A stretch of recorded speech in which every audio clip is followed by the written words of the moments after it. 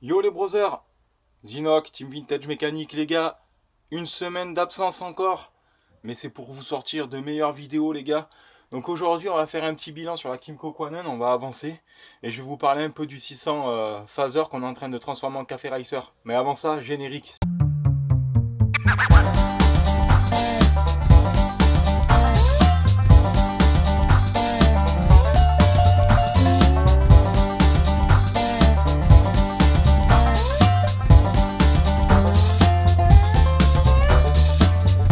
Vous savez quoi, on va commencer à parler du phaser car il y a vraiment moins de trucs à dire que le Kimco. Donc si vous voulez le phaser, voilà l'évolution. Donc comme vous savez, on est en train de travailler sur la boucle arrière pour pouvoir installer la selle. Et du coup, on a fait le passage de roue dans une plaque en alu d'1 mm. Alors je vous montre ça tout de suite.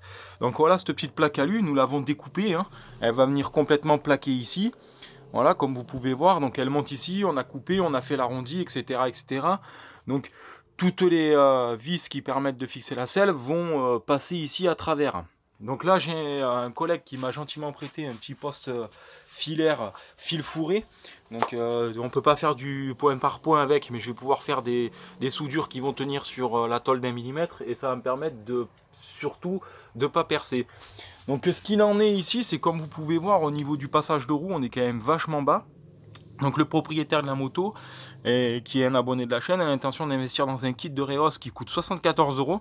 Et si vous voulez, en fait, ça comprend donc du coup le ressort et les pattes qui sont juste ici là. Donc le ressort, ce sera un ressort bleu, la détente sera du coup plus dure, et puis les pattes ici sont plus longues, qui vont faire que la moto sera rehaussée de 3,5 cm. C'est plutôt pas mal, sachant qu'ici, une fois que ce sera soudé tout mis en place, on n'est qu'à une dizaine de centimètres. Bon, voilà ce qu'il en est du 600 Phaser. Alors, il lui reste la bulle à l'avant à poser, tout ça on le fera ensemble. Et puis, à la fin de toutes ces étapes, il nous fera une présentation. Il y aura des photos de avant après, bien sûr, parce que j'ai pas filmé toutes les étapes. Il a commencé avant qu'on lance le projet boucle arrière. Le Kimco, ben pour faire simple, l'ancien propriétaire avait fait un carnage. Alors pour ceux qui ont loupé tous les épisodes, je vous invite à regarder les vidéos précédentes.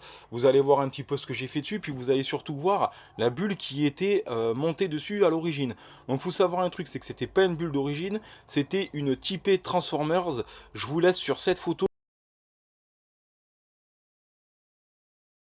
Bon, t'as vu le style aujourd'hui, mon gars, claquette chaussette, hein, c'est simple. Je suis hyper content de vous retrouver. On va rester dans le plus simple des habits possible. Pour en revenir à la Kimco, tu vois, le mec, il a monté une bulle de merde. Donc sa moto, elle ressemblait à Optimus Prime, tu vois, mais de Wish, hein, parce qu'il faut vraiment dire ce qui est. Tu vois, le Optimus de Wish, c'est-à-dire qu'il a monté une bulle dégueulasse avec des espèces de gadgets pour que ça s'éclaire de tous les côtés. Mais il a tellement bien bossé, le mec, tu vois. Donc je me considère pas du tout comme un mécanicien confirmé. Et là, c'est plus de la mécanique électronique, mais tu vois, je suis un mécanicien passionné. Et quand j'essaye de faire les choses, j'essaye de les faire bien, au minimum. Donc c'est-à-dire que j'ai un minimum d'outillage, parce qu'en général, ça va ensemble. Mais lui, tu te demandes s'il a pas fait ça avec sa bite, tu vois. Donc c'est-à-dire que le mec, ça fait un petit moment qu'il tape plus dans sa femme, tu vois. Il s'est dit, ben, je vais taper dans la gueule du Kimco. Donc il a sorti son chip comme ça, sans capote. Puis il a tapé comme ça un peu sur les fils. Ça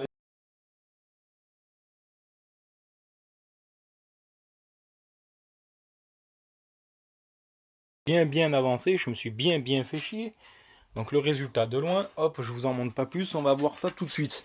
Donc à partir de la bulle d'origine que j'ai recoupée, voilà ce qu'il en reste. Donc vous avez le bas de la bulle qui fait le crâne en fait, et il y avait les deux phares, comme ça. Et moi je voulais pas monter les deux phares sans que ça fasse l'effet triomphe. Donc j'ai récupéré le haut de la bulle et je vais vous montrer. Voilà ce que ça donne les gars. Ça n'a quand même rien à voir, non? Un peu de mastic, bien sûr j'ai mis les pattes sur le côté. Donc là comme vous pouvez voir il y a double patte de support. Donc franchement les gars, franchement dites-moi si c'est quand même pas mieux et si ça fait quand même pas plus crédible que cette putain de bulle qu'il y avait avant. Pour vous dire que quand on veut faire un petit peu du boulot de qualité avec pas grand moyen, on peut, tu vois, regarde là, tu vois, j'ai mastiqué. Bon, c'est pas parfait, tu vois, c'est pas parfait, tu vois, faut être honnête, hein. Regarde les deux côtés. Maintenant, regarde. Les clés, le compteur, il marche. Les feux, ils s'allument. Tu vois, ça fait plaisir quand même, honnêtement. Regardez-moi cette gueule que ça y fait, que le phare en croix. Ça fait un truc de dingue, ça fait effet Speed Triple 2003, 2004, tu vois, tous ces modèles-là, 98. Moi, j'aime beaucoup.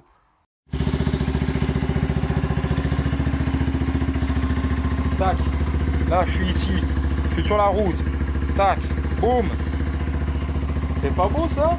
Franchement, c'est pas magnifique. Et les clignotants à l'avant qui marchaient pas. Regardez ça. Hop. C'est pourtant pas bien compliqué, hein. Je veux dire, voilà, de faire un petit peu du boulot de qualité.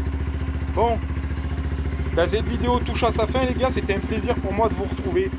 On se dit à très bientôt pour le phaser. On continuera le café racer. Allez, ciao, ciao, les gars.